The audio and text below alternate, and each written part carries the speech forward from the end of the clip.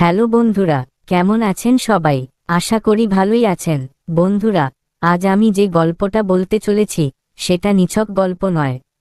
এটা এমন এক অভিজ্ঞতা যেটা বদলে দিয়েছিল একজন কন্টেন্ট ক্রিয়েটরের জীবন।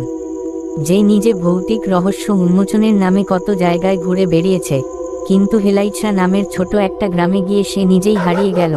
তার ক্যামেরা, তার ভয়েস রেকর্ডার আর তার শেষ ভিডিও এখনও ইন্টারনেটে ঘুরে বেড়ায়। অনেকেই বলছে ওটা বানানো, কিন্তু যারা জানে তারা জানে ওটা ছিল নিশির ডাক। রুদ্র চক্রবর্তী, বয়স 29, পেশায় ভিডিও কন্টেন্ট ক্রিয়েটর। ইউটিউবে তার চ্যানেল রহস্যের পাতা অনেকটা নাম করেছে, বিশেষ করে ভৌতিক রহস্যের ভিডিওর জন্য। একদিন রাতে রুদ্র যখন নিজের এডিটিং ডেস্কে বসে পরবর্তী ভিডিওর ফুটেজ কাটছে, তখনই একটা মেসেজ আসে তার ফেসবুক পেজে।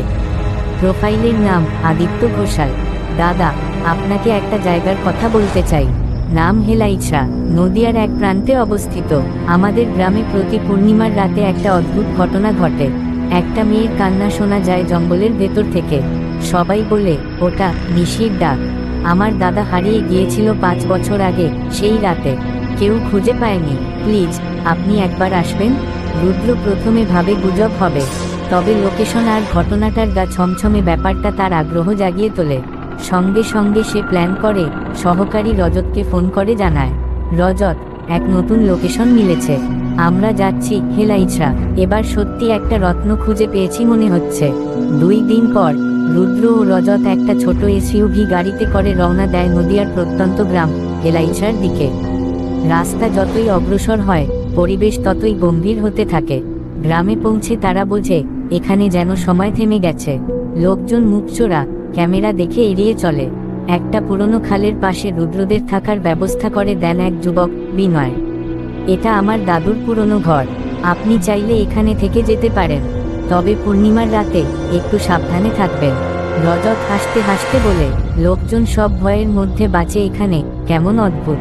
কিন্তু রুদ্র ভাবে, এত মানুষ এতদিন ধরে ভয় পায় কেন? কিছু না কিছু তো নিশ্চয়ই আছে। রাত্রে গফুর কাকু নামের এক বৃদ্ধ এসে রুদ্রদের কাছে বসে নিজের অভিজ্ঞতা শোনান। আমার ভাইও হারিয়ে গেছিল 1987 সালের একটা পূর্ণিমা রাতে। তখন থেকে সবাই বলে, ওই কান্না শুনলে তাকিও না, কেউ যদি কে বলে ডাকে উত্তর দিও না। সেটা মেয়ে নয়, ও যে কে কেউ জানে না, শুধু জানে ওর ডাকের উত্তর দিলেই তুমি হারিয়ে যাবে। পূর্ণিমার রাত। রুদ্র ও রজত 2 জনেই প্রিপারেশন নেয়। Drone camera, night vision, recorder, battery backup সব রেডি। তারা রাত 11টার দিকে খালের ধারে অবস্থান নেয়। চারপাশ নিস্তব্ধ, শুধু রাতজাগা পাখির আওয়াজ।